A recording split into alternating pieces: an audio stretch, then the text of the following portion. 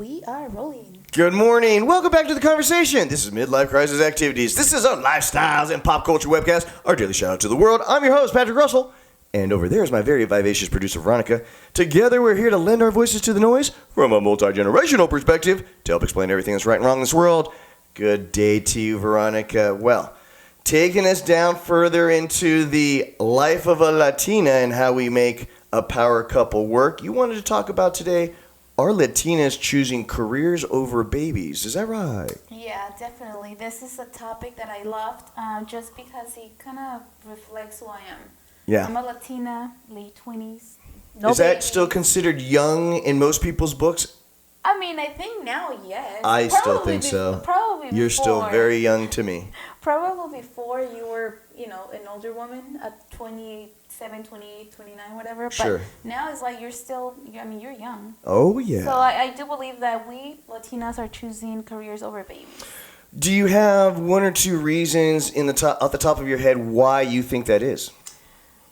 Yes, definitely seeing my mom, struggle and taking care of five children. It kind of pushed me away from having kids. Very good. That's the first thing right there. Some economic tensions that now more than ever are part of having children. Definitely. Mentally, financially, physically. Not only money. Yes, you can have all the money to support the kids, but mentally it's just like a lot of stress. And because I saw it with my mom and my dad, so I'm like, ever since I was probably a teenager, I understood and I told myself I'm not going to have any kids soon.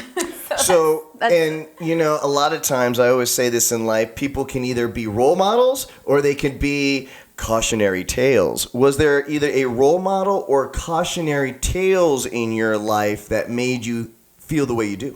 Not in my home per se, but looking out to the world, I saw a lot of Latinas, famous Latinas, not having babies, such a young age. So that was kind of like what I wanted to follow, and maybe Plan B too. That's another story. But, that's a completely different webcast there, my dear. I don't know when I say that, but definitely I think that's it's changing, and I'm not planning on having babies soon. So, two factors that I think that are prevalent in this question from my viewpoint. One, you brought up very clearly. I think now more than ever, my generation and now passing it on to your generation and beyond are looking at tomorrow as being worse than the day before. Yeah.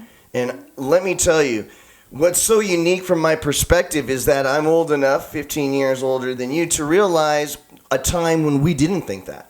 Where the next generation, the younger generation, always felt that tomorrow was going to be a better day. That was a trajectory of at least our idea of the country. Whether or not that was a reality, who knows, but at least the feeling, the optimism, the confidence of moving forward, thinking that tomorrow we were going to have a better life was very real.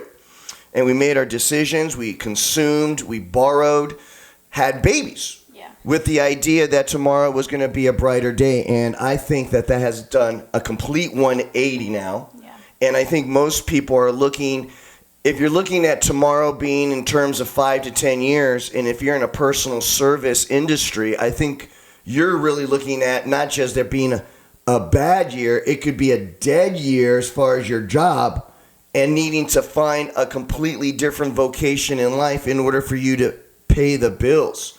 Definitely, I do agree with you. Another thing that I always kind of remind myself is I want to be happy with the circumstances that I have. You want to feel safe. And then also being able to just count on myself. So far, I don't think I'm capable of sharing my space, my time with a baby. Well, I've seen your closet. You're right about that. I just don't have the time right now or the feeling, right? And my mom tells me this all the time. Mija, when are you having kids? When are you having kids? And she grew up in a different time. She had 5 children. So for her, it's kind of like natural once you get married and then Absolutely. like jump into kids. But I've seen a lot of cases, babies just kind of either put you together or rip you apart. So either or. I don't know if I'm right or wrong, but that's a reality. You and I having babies here in the house, it will take away time. Oh, and energy. In energy. So, I mean, you can call me selfish because probably I am selfish when it comes to my time in life at this moment.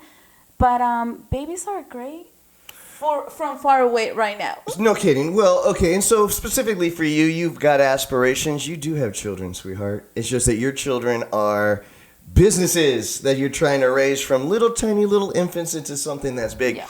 But now, the second gravitational force that I think is present is something that you just joked about, the plan B, or medical technology that allows us now to effectively and safely control your planning of your family and control whether you're going to allow a baby, a pregnancy, and now parenthood to disrupt whatever you have going on in your life. And we've seen stories now in Texas recently where they're actually taking away a person's ability, taking away a person's options, taking away people's choices, not only for their own bodies, but for their lives. Yep.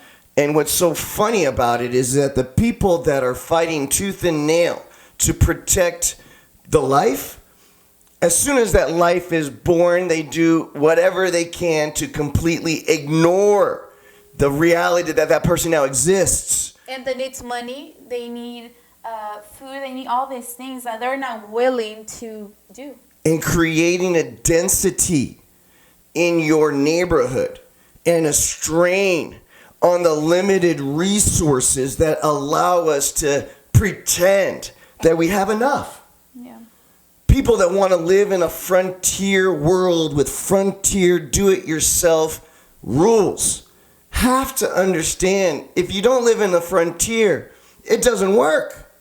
And if you're not taking the measures available that allows us to practically protect the lifestyles that you say you love so much, the liberty you love so much, how are you taking people's choices away for them to make a pragmatic, practical, and responsible decision, not only for them, but for the rest of the world? Thank you, Texas, for nothing. This is going to be another webcast. Another webcast. Definitely, I do have a lot of more points that I want to bring to all of you guys. So tomorrow, we're going to continue We'll continue this conversation tomorrow, guys. Please, don't just subscribe to the show, even though we will be doing this back and forth on a daily basis. Great job. But please, lend your voices to the show. Be part of the show. It'll make it a whole lot more fun. Guys, you already know what I'm about to say. I'm going to say it anyway. No matter what comes your way today, no matter what obstacles or challenges that you may face, you just need to remember one thing. Give them hell. Have a great day, guys. We'll talk to you tomorrow.